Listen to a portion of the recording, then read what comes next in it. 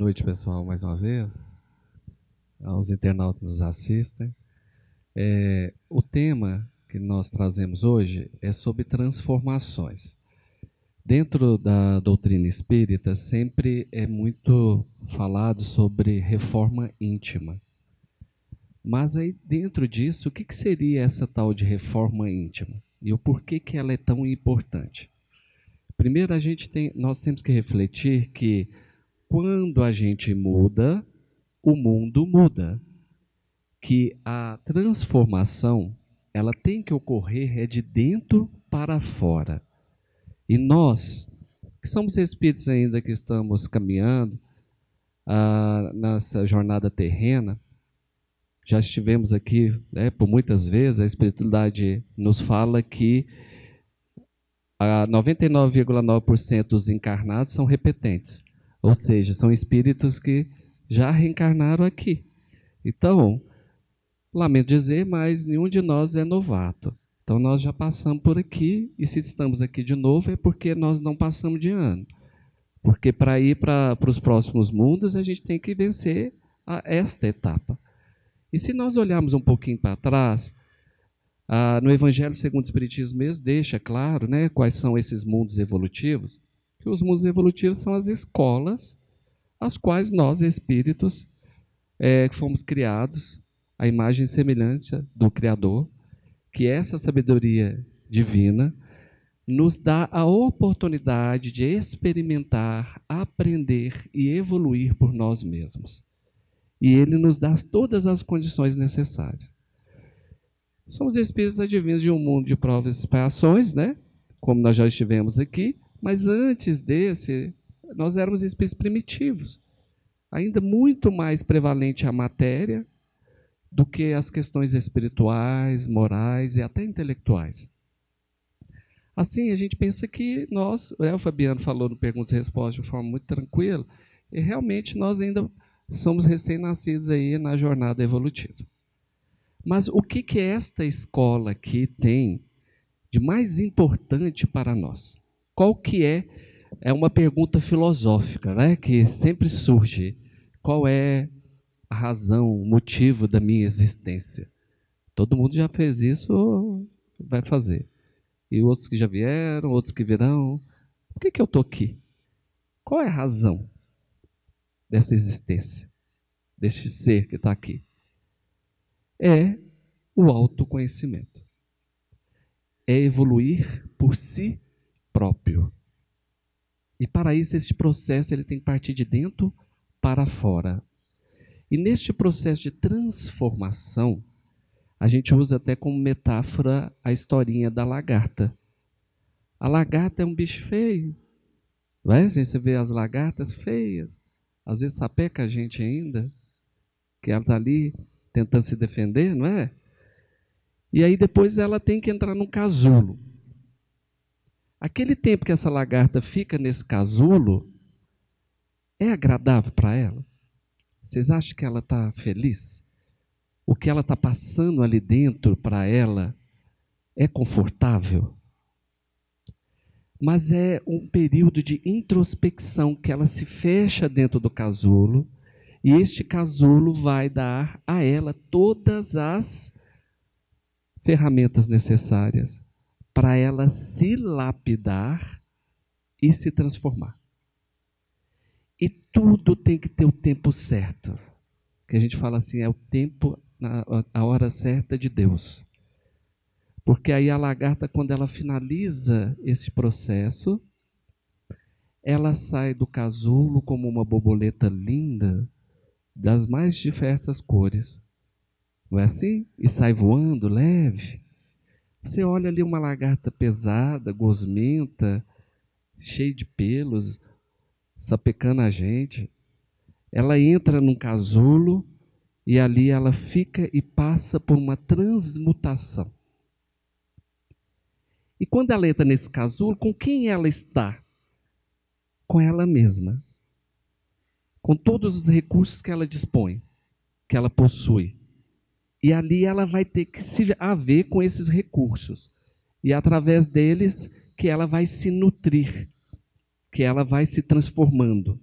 ela vai se transmutando, até quando ela sai um outro ser, leve, lindo, colorido, que aí todo mundo quer que uma borboleta pouse na gente, né? Que aí até fala assim, quando uma borboleta te visitar, é um beijo de saudade que alguém que muito te ama do plano espiritual está te enviando. Bonitinho isso, né? Tomara que seja, né? Ou os beija-flores também, né? Falar quando o beija-flor adentrar a sua casa e te der um beijo e partir, igual como fala a música, né? Foi eu que te mandei o beijo da saudade que eu senti. Olha que bonitinho. Mas nós temos que pensar, nós estamos no mundo de provas e expiações. Qual é a razão, a missão deste mundo de provas e expiações? Qual é o objetivo principal para nós estarmos aqui? Aqui é o nosso casulo. A verdadeira vida é a espiritual. Quando nós nos matriculamos, reencarnamos, olha que interessante, reencarnar. Nós, espíritos libertos, tivemos que adentrar, ter novamente um corpo material. Então, nós podemos entender que todos nós que estamos encarnados, nós estamos encasulados. Nós entramos nos casulos. E a Terra traz condições para este casulo para que ele possa, assim, nos transmutar, nos transformar, nos depurar, e assim que nós possamos, quando desencarnarmos, saímos espíritos mais etéreos, mais leves, mais bonitos, como a borboleta. Nos trabalhos espirituais, sempre é possível se observar que quanto mais ainda atrasado, ignorante, imperfeito é o espírito, mais a constituição perispiritual dele é grotesca. Aí eu brinco com os meninos da mocidade, eu falo assim, para a gente exemplificar, um espírito que está mais próximo do primitivo, no qual esse espírito ainda ele tem uma leve consciência do que é intelectual, do que é moral, espiritual ainda está longe, é um espírito que vive ali escravizado pelos instintos da matéria. É igual comer, dormir, beber e reproduzir. Isso é o objetivo principal, né? De um espírito que está bem ainda preso à matéria. Este espírito, quando ele não está encarnado, a forma perispiritual dele, ela é... Eu brinco com os meninos da mocidade, eu falo assim, lembra do Geleia, do Caça-Fantasma?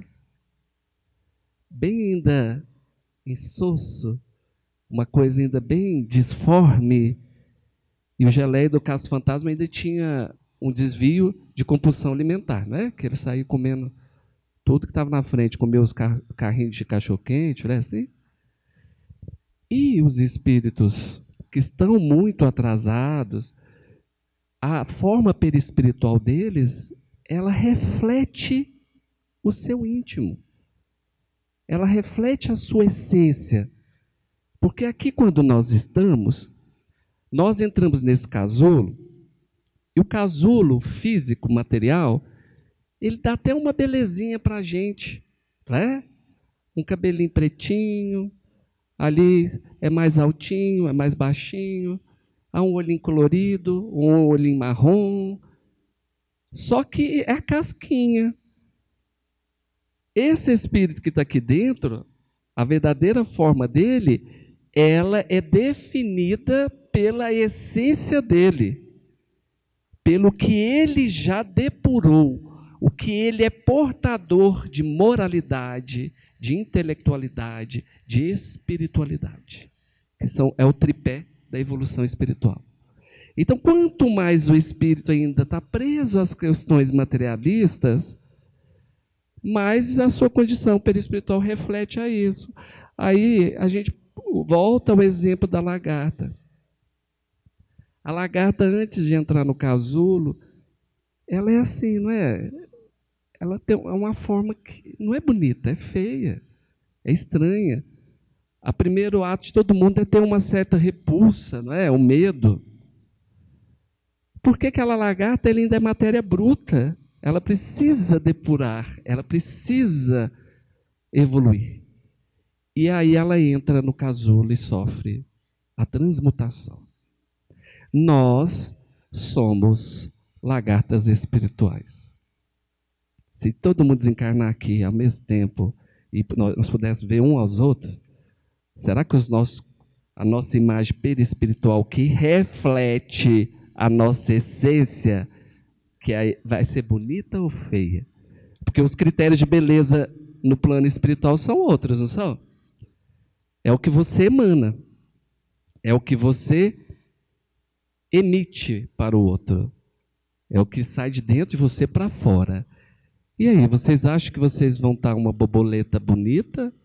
Ou, muitas das vezes, tem indivíduos que começam a transmutação, mas no meio do caminho se perdem e saem do casulo antes da hora. Ou passam da hora de sair do casulo e saem umas borboletas com as asas quebradas, feia. Também, não é? Porque no meio desse processo aí alguma coisa se perdeu. E nós? Nós estamos aqui encarnados, encasulados. Acho que é assim que fala, né? Encasulados. Nós estamos dentro de casulo. E como que está esse processo nosso de transmutação, de transformação? Porque o objetivo principal da nossa estada aqui é a nossa evolução, é o nosso esclarecimento. Não é de fora para dentro, é de dentro para fora. Tem uns ditados que até falam assim, um ovo, a vida vem de dentro para fora. Se você quebrar o ovo de fora para dentro, a vida não acontece. E por que a gente fica tão fora? E o que são as ferramentas? Aí a gente pode usar outra metáfora que é do diamante. O diamante bruto, ele é encontrado lá na terra, lá no meio do minério de carvão. Ele é uma pedra grosseira.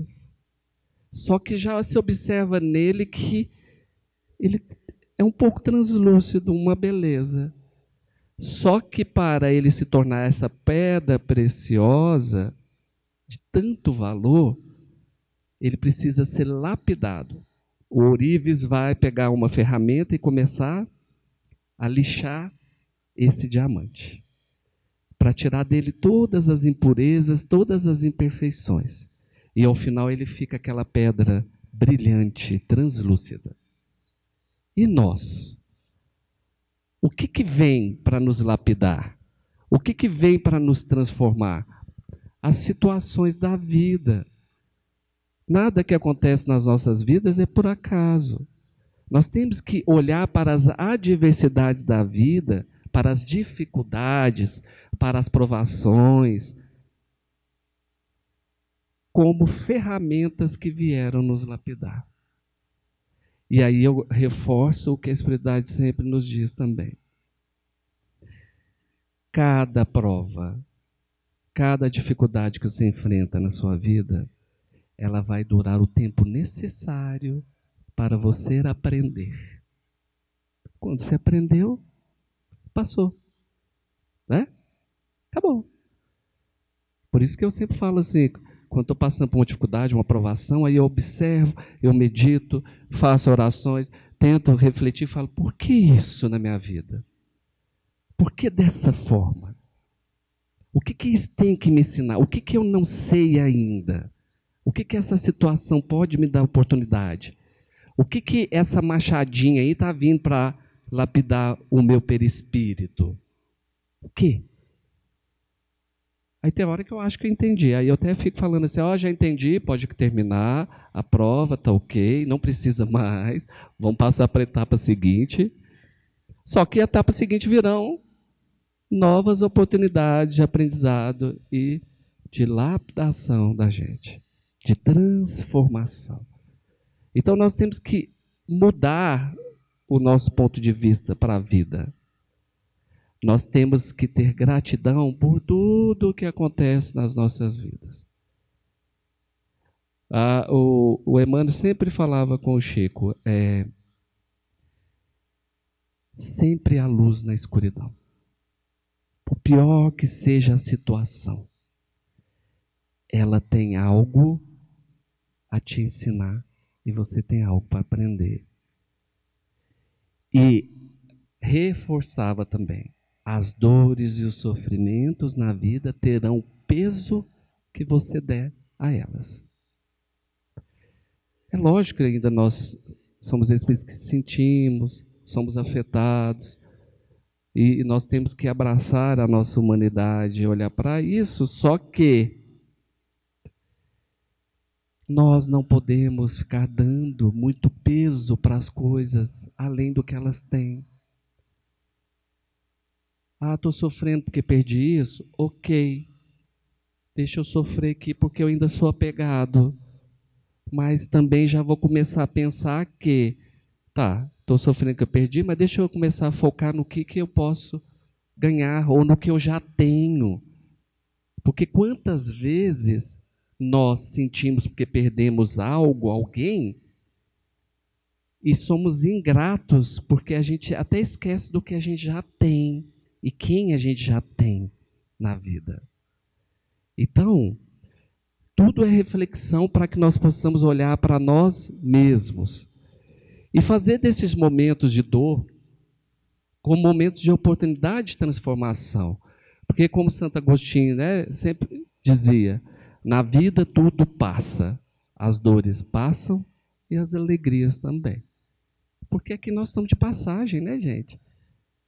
Então, tudo vai passar, não vai ser eterno, não. E vai ter a durabilidade de que necessitarmos para aprender. Então, tem questões que nós já estamos trazendo, até de vidas anteriores, que nós estamos arrastando essa bola de ferro aí. E outra questão, trabalhar a aceitação. Porque muitas das vezes nós estamos lutando porque a gente não quer simplesmente aceitar aquilo que é fato. Como diz o ditado, aceita que dói menos. Os budistas têm um ditado também que eu gosto, eles falam assim, um problema que tem solução, não cabe preocupação, porque tem solução. Agora, um problema que não tem solução, aí que você não tem que preocupar mesmo, porque já não tem solução. O que eles trazem isso como ensinamento para a gente? Que tem questões nas nossas vidas que não tem solução. O aprendizado está, sabe em quê? Aceitar. É isso. É isso que nós temos para hoje. Não é? O que vai adiantar se eu não aceitar que de noite o céu fica preto? Eu queria que ficasse amarelo, verde. Foge do meu campo de poder. Então, por que eu vou lutar e sofrer contra isso? A gente focar também naquilo que nós podemos, que está no nosso campo de poder, que nós podemos fazer, que nos diz respeito para solucionar o problema ou para resolver aquela situação na qual nós estamos. Nós temos que concentrar nisso. Agora, se você já passa na peneira e vê que o problema, a situação que está te fazendo sofrer, não depende de você, não está no seu campo de poder, então você está sofrendo porque você quer. Não, mas aí depende do outro. Tá, então aí é o desejo do outro. Se o outro não quer, não faz e não muda, pegue o seu banquinho e saia de mansinho. Porque também ficamos muitas vezes nas situações querendo fazer que o outro faça aquilo que a gente quer e acha que ele deveria fazer. Isso também a gente não controla. Porque se o outro quiser, ele entender Ele vai fazer. E aí nós temos várias passagens do Chico que nos trazem esse exemplo de submissão, de resignação, de voltar para si próprio, de concentrar naquilo que é seu, né, de aprendizado. Tem uma passagem do Chico que eu gosto de falar muito, que isso também é interessante. O Chico, toda vez que ele estava trabalhando com Emmanuel, ele relatava que a gente pensa assim, né? Nossa, você está junto de um mentor, de um espírito de luz, deve ser tão bom, né? Deve ser uma energia assim tão... Sim, tem esse lado bom. Só que o Chico falava assim, Emmanuel, várias vezes quando eu estou trabalhando com você, me dá uma angústia tão grande, eu me sinto tão mal. Aí o Emmanuel fica calado ouvindo, né? Aí ele fala, sabe por quê? Eu me sinto tão pequeno. Sabe por quê, Emmanuel? A sua luz mostra as minhas sombras. Aí o Emmanuel vai e fala assim com o Chico, Chico, se para te conformar, quando eu vou nas esferas astrais superiores buscar orientações, que tem outros espíritos muito iluminados acima, eu me sinto um jacaré. Não é? É porque também, quando nós estamos buscando o processo de mudança, de autoconhecimento, nós vamos olhar para as nossas sombras. Isso não é agradável, não. Isso é desconfortável. Só que a razão da nossa existência, do nosso aprendizado, da nossa evolução, está justamente aí. E nós olharmos para dentro. Nós enfrentamos os nossos demônios. Olhar os nossos esqueletos guardados dentro do guarda-roupa. Não é assim o ditado? E aí começar a tentar entender. Começar a tentar aceitar, acolher e trabalhar para melhorar. Que é assim que começa a transformação de dentro para fora. Voltando à história do Chico, aí, um dia o Chico está lá atendendo, atendia todo mundo, né? Quem teve a oportunidade de conhecer, lá na Casa da Prece, em Uberaba, tinha noite que eram mais de 1000 pessoas, né? Davam volta nos quarteirões. E aí as pessoas, ele ficava e pegava na mão de uma por uma, e ele beijava a mão de cada pessoa, porque era uma forma dele mostrar para elas que ele era menor, que ele não tinha nada de especial, que ele estava ali igual a elas. Ele beijava a mão de cada uma. No final da noite, a boca dele estava sangrando, né? De tanto ele beijar a mão das pessoas. Teve um dia que chegou uma senhora, e aí ela fala para o Chico o que o Chico tinha falado para o Emmanuel. Fala assim, nossa, Chico, perto de você eu me sinto tão pequena. Eu me sinto nada. Aí o Chico, tentando acolher ela, né? Mostrar para ela que não. O Chico vai e fala para ela assim, minha irmã, perto de você eu me sinto um verme. Ok. Aí depois vem o Emmanuel. Aí o Emmanuel vai e fala assim, você respeite os vermes, porque Deus criou eles, eles têm uma razão e um porquê, eles têm uma função na vida. Não utilize eles novamente, mais uma vez, para exemplificar humildade, porque você está desrespeitando a eles, porque eles não são criaturas inferiores. Ok. Passa um tempo, aí o Chico começou a cumprimentar as pessoas quando ia se apresentar e falava assim, muito prazer, eu sou o subverme, né? Demonstrando a sua humildade, para ver se o Emmanuel não dava nele, né, mais uma sacolada. Ele gostava também de falar assim,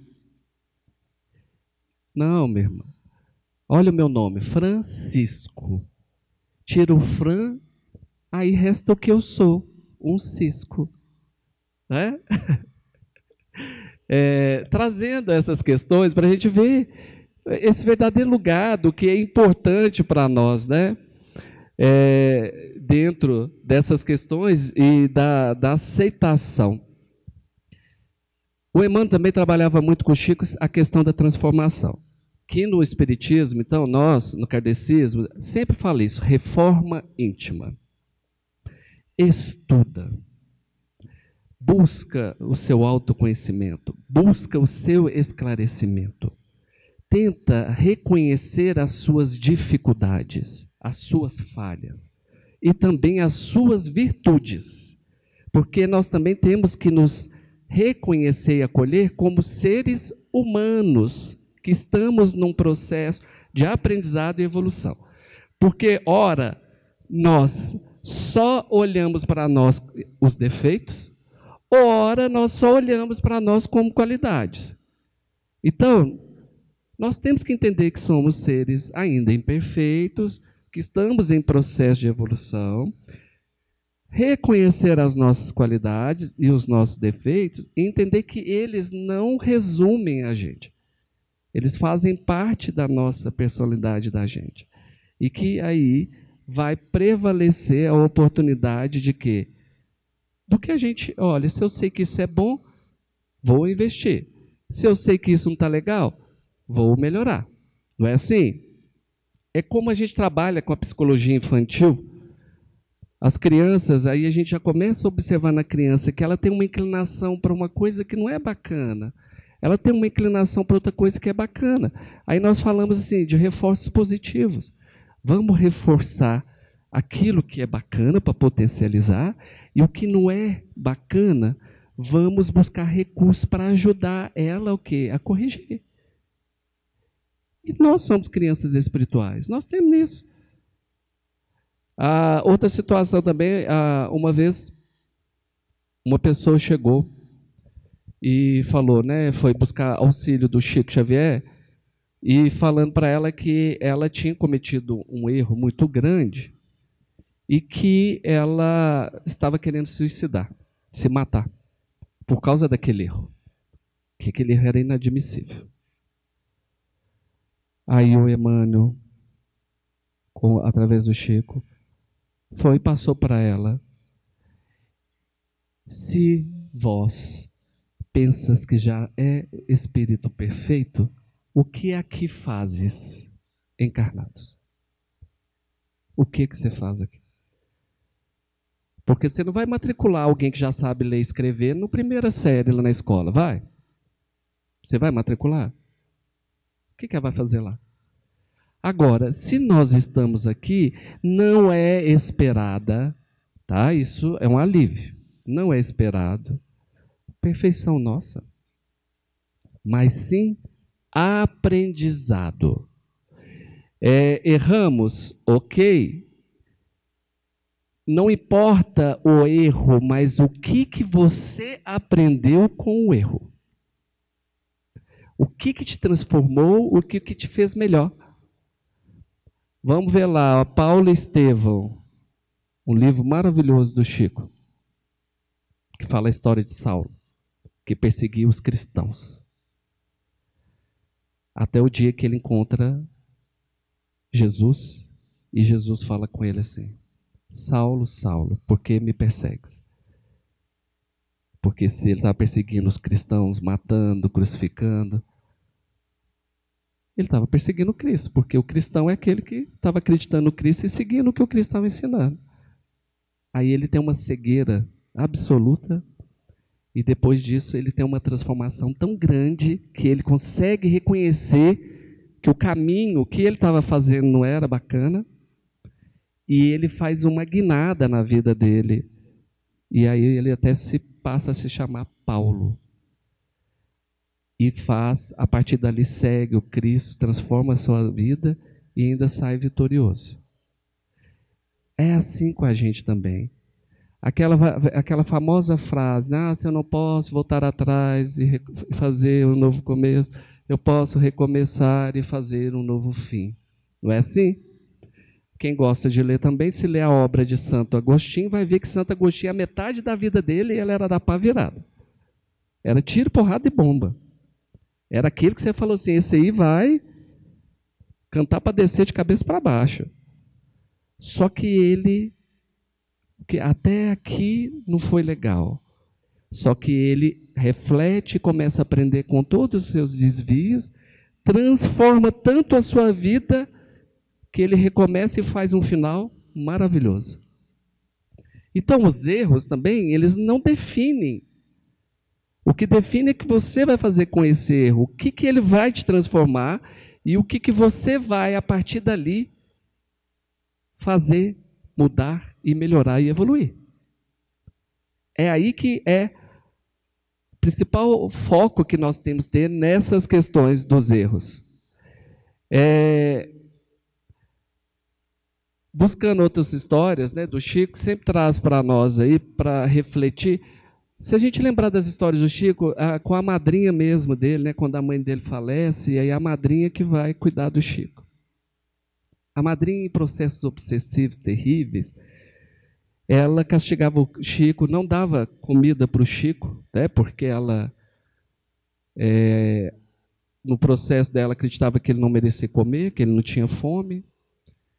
E chegada lá, como o Chico sempre manifestava alguma mensagem, já registrava a presença dos espíritos, tudo, e ela interpretando aquilo como algo diabólico, ela punia mais ele, né?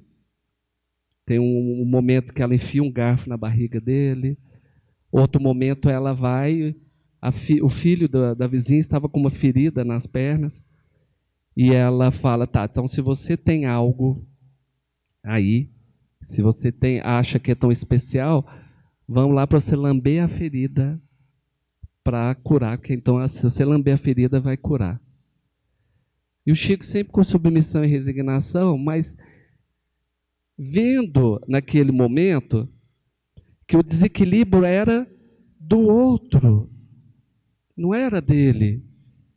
E ele sempre amparado pela mãe dele, desencarnada, a mãe dele falava, calma, tenha paciência, porque isso vai passar. A gente sabe que você está sofrendo, mas vai passar.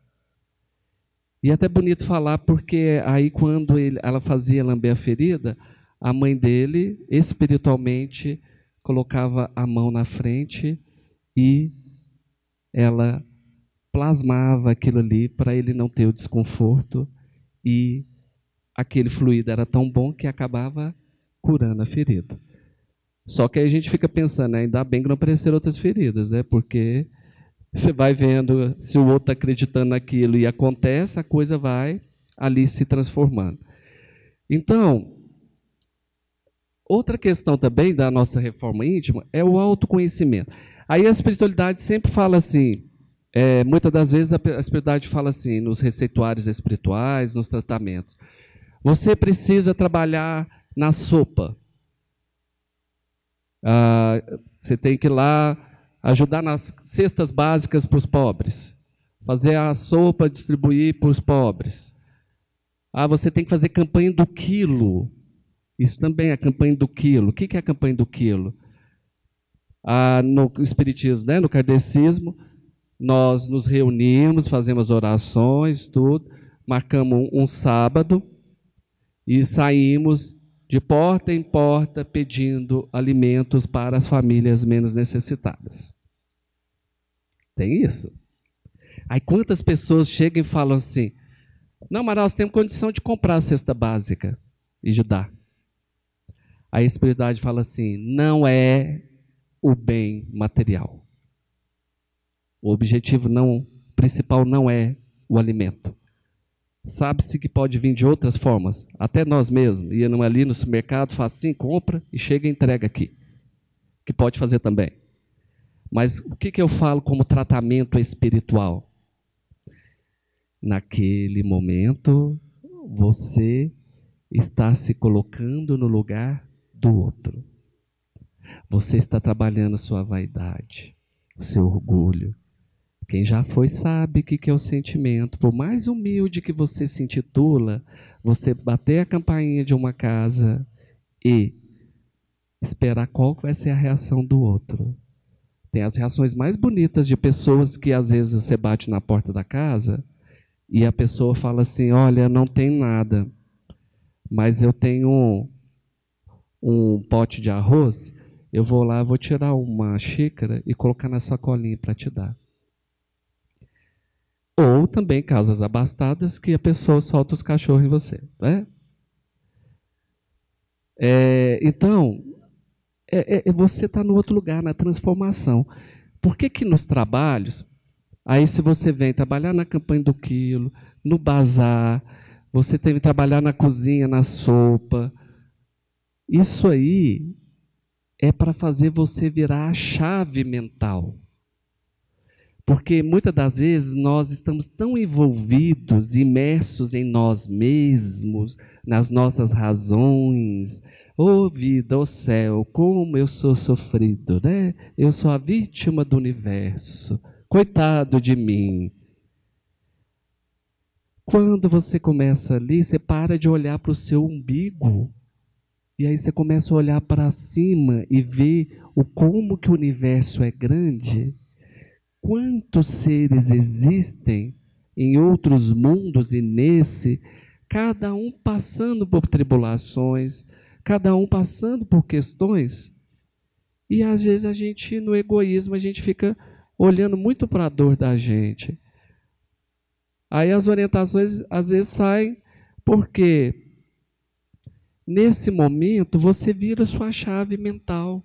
Porque quando você fica vibrando, pensando só em coisas negativas, só como eu sofro, só como os problemas da minha vida são grandes, nossa, como tudo na minha vida é ruim, realmente sua vida se resume só nisso? E tem hora que tem que ter um recurso físico para fazer você vir e você parar de olhar para você mesmo, olhar para o lado e falar assim, gente, aquela pessoa é cega, surda e muda e está ali sorrindo e agradecendo a Deus a vida. Aquela pessoa ali, ela não tem o que comer e ela está feliz agradecendo a Deus a vida. Eu que achava que tinha tão pouco, começo a ficar com vergonha, não é? Eu começo a observar e falar assim, nossa, quanto eu sou abençoado. E tudo aquilo que parecia tão grande, que nós não estamos desconsiderando. Mas isso se torna mais leve. Você vai conseguindo ter forças. Tem uma fala também de um mentor espiritual que eu acho muito bonito, que ele fala assim, cada lágrima do outro que você secar, é uma sua que deixa de cair. Olha, né? A música da irmã Sheila também tem uma parte que eu gosto muito que fala assim, sempre fica um pouco de perfume nas mãos que oferecem rosas. É mostrando que no nosso processo de cura, de transformação, na maioria das vezes, ele vem através do que nós fazemos para o outro, da ajuda que nós estamos ali prestando para o outro. E até as adversidades da vida, elas vão tomando um outro sentido também. Eu gosto sempre de lembrar também de falar qual é a diferença do ovo e da batata na água quente. O que acontece com o ovo? É mole e fica duro. A batata é dura e fica mole. Então, o que vai diferenciar, nós podemos passar pelas mesmas coisas. Agora, isso pode nos endurecer, nós podemos escolher o caminho de aquela adversidade, aquela dificuldade, aquela água quente que a gente receber, e eu vou me encolher e me endurecer e me destruir. Entro no processo de autodestruição. Que isso é tão sério que a espiritualidade relata até dos espíritos ovoides no plano espiritual. Que eles vão se fechando, se endurecendo, tanto se autodestruindo, que eles vão perdendo a forma perispiritual e vai ficando uma forma ovaloide. Que algumas das literaturas espíritas até falam que pode ocorrer a morte do espírito. Interessante, né? Ah, mas espírito morre? Não, é uma forma de dizer desse processo de deterioração, de decomposição, que é tão sério. E que a gente faz aqui também com a gente. Ou eu posso pegar as adversidades, aprender com elas, me tornar mais forte e evoluir. Só tem essas duas escolhas que a gente pode fazer. E neste processo, nós entendermos também que o que é do outro é do outro. O que é meu é meu. Eu entender quais são as minhas dificuldades, as minhas qualidades, e entender a do outro também. Porque à medida que nós vamos evoluindo, nós vamos caminhando. Nessa caminhada, nós temos pessoas que nós gostamos que estão caminhando junto com a gente. Mas cada um é segundo o seu processo. Então pode chegar no momento que alguém empaca. E nós continuamos a caminhar. Ah, mas a gente não deve ajudar eles? Deve, você deve se compadecer. Mas vai chegar no momento que você vai ter que respeitar o livre arbítrio do outro e o lugar que ele está. E você vai ter que seguir. Isso traz para nós uma compreensão de que tem pessoas que entram e saem das nossas vidas e isso vai acontecer desde que a gente nasceu. Quando a gente nasceu, o médico que fez o parto entrou na nossa vida, mas saiu lá mesmo, né? Você não teve contato com ele mais. A sua mãe entrou na sua vida e ficou, vai ficar até ela desencarnar. Então, a gente entender também esses processos, porque muitas vezes nós estamos presos a situações que nós já observamos a nossa inquietude, o nosso desejo de transformar, porque isso é importante. Vocês não estariam aqui se não tivesse algo aí dentro que está incomodando. Porque você estaria em outro lugar. Você estaria na casa de vocês. Estaria vendo novela, sei lá, fazendo algo mais interessante. Agora, por que quando a gente chega no momento que tem... Nossa, eu tenho tantas coisas, conquistei o que eu queria, tenho minha família, estou saudável, isso... Então, isso que seria para eu ser feliz, e é essa a razão da felicidade, e aí eu me pego incompleto. Aí você fala, mas tem uma coisa estranha aqui, está faltando alguma coisa, não é? É neste momento que você entende que tudo isso é necessário, mas tudo isso aqui são ferramentas para transformar isso aqui. E se eu passar a vida toda só para fora, quando chegar no final, o que eu vou encontrar dentro? Eu falo que a morte é a melhor conselheira que nós podemos ter. Você quer ver como que a morte é uma boa conselheira? Se a morte chegar para você agora e falar para você, vamos, eu vim te buscar. Qual a história que você escreveu na sua vida? Você fez o que você quis fazer? O que você aprendeu na sua vida? O que você experimentou no campo afetivo, moral e intelectual na sua vida? Você vai partir com a malinha cheia ou vazia? Porque caixão não tem gaveta, dinheiro vai ficar aqui. E dependendo do dinheiro ainda vai ser motivo de desgraça, porque o povo ainda vai se matar ou vai ficar de mal um do outro por causa que você deixou aqui. Eu falo do que você realmente consegue levar daqui dentro. O quê? Se você estiver indo agora, você fez o que você queria? Você viveu? Qual a história que você tem para contar? Quando você retornar para o plano espiritual, eles não vão querer saber o que você era formado, quantas casas que você tinha, qual carro, qual a maquilagem que você usava, nada disso. Eles vão querer saber a sua história. E a história que você está escrevendo é uma história bonita? Você vai ter orgulho dela e ficar feliz com ela? Você vai se sentir realizado? Principalmente, sabe o que é um diamante precioso no plano espiritual, que vale muito? Que eles perguntam sempre? Na sua caminhada, quantas vidas você transformou? Se você estiver na sua caminhada de vida toda, transformado, ajudado uma única vida a melhorar, a sua vida já valeu a pena. Porque aí já não é só um, é dois, né? São dois. E aí a gente transforma. Então, são essas reflexões para a gente realmente voltar para o que são realmente os verdadeiros valores. Num leito, tem esse ditado, né, que as paredes de hospitais que já ouviram as preces mais sinceras, não é?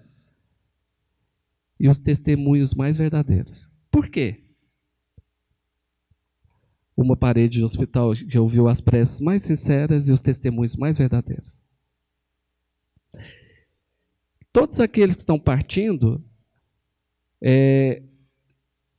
você vai observar que, na maioria dos casos, a fala deles são um pesar quanto ao que eu gostaria de ter mais um momento para abraçar o meu filho, para fazer as pazes com uma filha, para visitar aquele amigo que eu gostava tanto e sempre falava que visitar não ia, para cuidar das minhas plantinhas lá, para ter aquele momento que eu gostava, cuidar das minhas cachorrinhas. São as coisas mais simples. Ninguém está preocupado ali no leito de morte com de eu ter comprado o último carro do ano, de eu ter tido uma casa na praia, que eu... Às vezes alguns têm, né? Mas é aqueles que vai ficar, como o André Luiz relata também no Missionários da Luz, a situação de um espírito no umbral que ele achou estranho que o espírito estava... Ele juntou um monte de folha e ele estava lá vigiando as folhas e qualquer pessoa que chegava perto dele falava assim, sai daqui, você está querendo roubar meu ouro. Às vezes tem alguns, né, que vai. Mas espero que dentro da gente não. Né?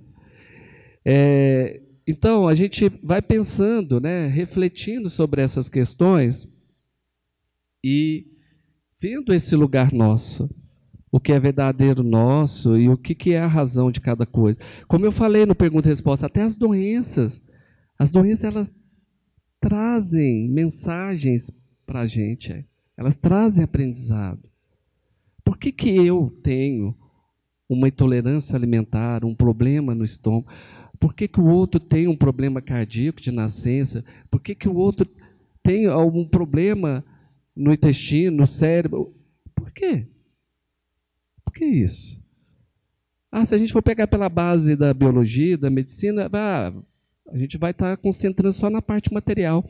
Mas a gente tem que lembrar que o corpo, ele é o reflexo da alma. A alma, quando a gente fala alma, é porque é o espírito encarnado, né? Ele está traduzindo. Ele está expurgando. Eu atendi uma paciente uma vez que eu achei tão bacana a fala dela, ela foi acometida por um câncer de mama, e aí faz todo aquele processo de acompanhamento psicológico, tudo, porque tem que haver a retirada da mama, que é uma amputação. As mamas é um órgão da representação feminina, não é? Então, isso tem um impacto muito forte.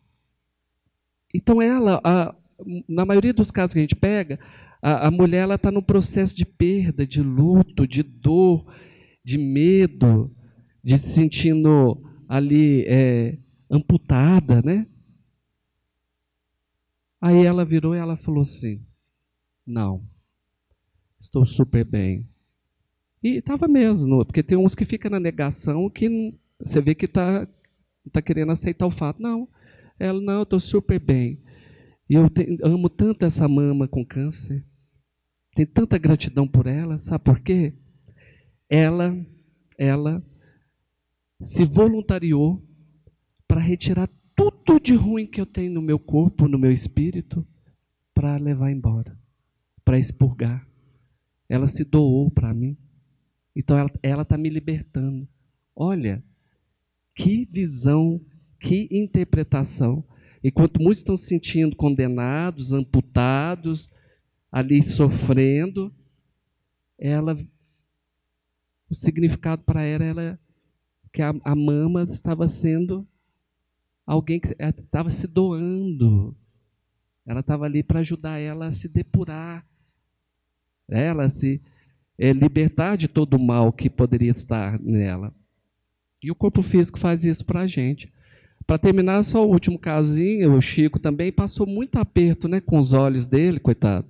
Tinha glaucoma, tinha problema nos olhos. E teve uma noite que ele estava com o olho dele chegava a sangrar, né, com muita dor no olho, tudo. E os recursos da medicina eram limitados, né, gente? A gente acha que temos recursos hoje, mas a gente vê, poucos anos atrás, aí, dependendo da área, poucas coisas tinha. E aí ele sofrendo tudo ali, aí quando ele se colocava no lugar de se vitimizar, de se achar o coitado no universo, porque ele era ser humano também, né? Ele também tinha. Aí o Emmanuel chegou para ele, o que está acontecendo? Ai, meu olho, nossa, me ajuda, está doendo demais. Você tem um outro olho. Não vou nem te responder. Aí o Emmanuel sai. Aí a gente fala que sempre tem a mãe, um que faz o papel da mãe e um que faz o papel do pai, né? Que o pai sempre é mais firme e te dá força e sustentação para você ir para a vida. A mãe te dá colo, acolhe, te mima um pouco, né? Tem esse também. Aí eu brinco, falo que a mãe do Chico era o Bezerra de Menezes, porque aí ele vai falar assim. Aí ele começa, ô Bezerra, ô Bezerra. Aí chega o Bezerra de Menezes, o médico dos pobres, né? Que é um espírito de luz, está no plano espiritual. Aí o Bezerra chega e fala, o que foi, Chico? Ô, Bezerra, não estou aguentando, me ajuda nesse olho, está doendo demais. Aí o Bezerra fala para ele assim, aí o Chico fala assim, ajuda esse pobre burro, coitado, com esse olho. Aí o Bezerra olha para ele e fala assim, ô Chico, eu não sou veterinário, eu não vou poder te ajudar. Mas depois deu ele um fluidozinho lá para ajudar. Mas para a gente também sempre ver, né? Tem hora que a gente está no lugar de dor, de sofrimento mesmo. Eu falo que tem um momento da gente que a gente tem que se permitir também, né? Mas depois você não pode durar muito, não. E você tem que arregaçar as mangas, sacudir a poeira e dar a volta por cima. É igual que o Chico também com as peruquinhas dele. Aí falava, o Emmanuel sempre falava, para que isso? Isso é coisa de vaidade terrena. Aí ele, não, ao menos isso eu vou ter de vaidade terrena. Nem que só isso eu vou ter. Eu vou usar a peruca. Só isso, pelo menos, eu vou ter. O resto eu já estou trabalhando. Então, deixa para a próxima vez aí, para eu desapegar disso aqui. Então, a gente tem hora que a gente tem, mas vamos acordar, vamos respirar, vamos mudar a vibração, vamos mudar a chave, vamos estudar, vamos buscar conhecimento com o que vocês estão aqui, vamos para o trabalho de caridade, de ajudar o outro, porque isso também faz a gente mudar a chave mental, mudar as nossas vibrações, e a gente tomar um impulso para a gente ir caminhando e se transformando sempre. Agradecer a todos, então, a oportunidade, né, mais uma vez, e a gente fica à disposição.